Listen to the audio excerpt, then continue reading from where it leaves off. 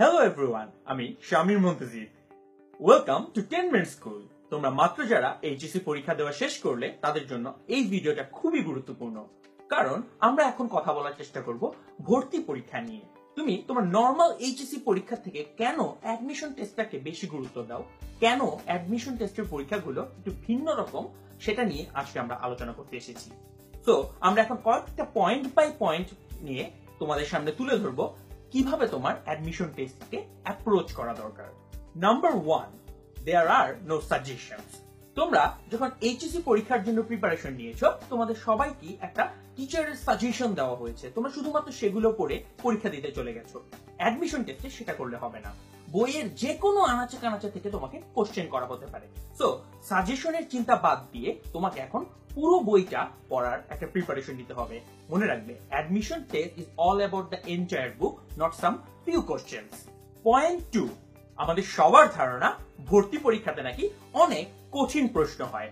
এই কথাটা নেহায়েত ভুল, কারণ ভর্তি পরীক্ষায় কিছু সংখ্যক প্রশ্ন কঠিন হয়, বাট 60 to 70% কোশ্চেন হচ্ছে তোমার ডিরেক্ট বইয়ের কোশ্চেন।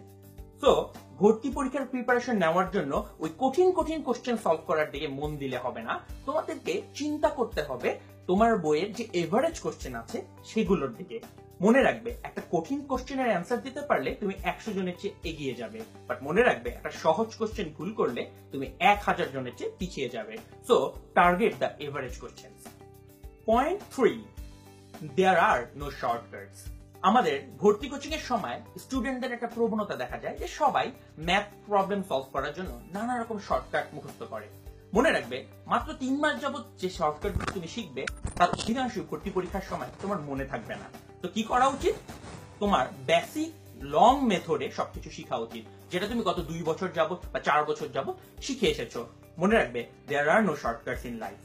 পয়েন্ট 4, এবং এটা সবচেয়ে ভয়ঙ্কর, মনে রাখবে, you will fail.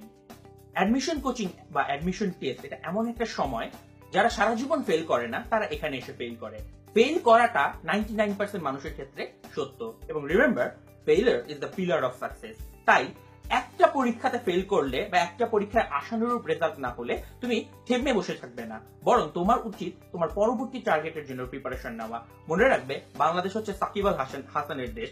Shakib Al Hasan যদি ব্যাটিং করে ভালো না করে, সে পরবর্তীতে বোলিং এ সেই জিনিসটাকে পুষিয়ে দেয়। ঠিক তেমনি ভাবে তুমি মেডিকেল ভর্তি পরীক্ষায় ভালো না করতে পারলে তুমি ইউনিভার্সিটিতে ভর্তি পরীক্ষা দিয়ে সেটাকে পুষিয়ে নাও। Remember, failure is the pillar of success. Failure does not define you, the fact that you tried after you failed, that defines you. Point 5, remember, you are almost there.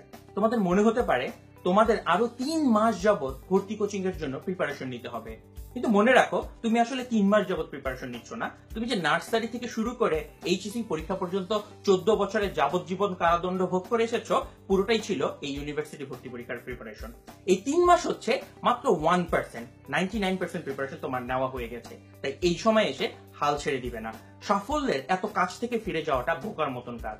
তো always remember, it's almost there. And at last, সবার শেষে তুমি মনে রাখবে, এটা একটা খুব কঠিন সময়, খুব ক্রুশিয়াল একটা সময়। তোমাকে এই সময় শক্ত থাকতে হবে, বারবার হোঁচট খেয়ে পড়ে গেলেও উঠে দাঁড়ানোর সামর্থ্য রাখতে হবে। Remember, difficulties come to your life not to destroy you, but to discover your latent potentiality. So let difficulties know you are too difficult. এই ভিডিওটা ভালো লাগলে তোমরা সবাই শেয়ার করো, নিজের ফ্রেন্ডদের মাঝখানে ছড়িয়ে দাও, এবং আমাদের এই সিরিজের সেকেন্ড ভিডিও, যেখানে আমরা আলোচনা করব ভর্তি পরীক্ষার জন্য কিভাবে প্রিপারেশন নিতে হয়, তা দেখার জন্য আগামীকালকে আমাদের পেজে আবার ভিজিট করবে। সবাইকে আজকের মতন বাই বাই।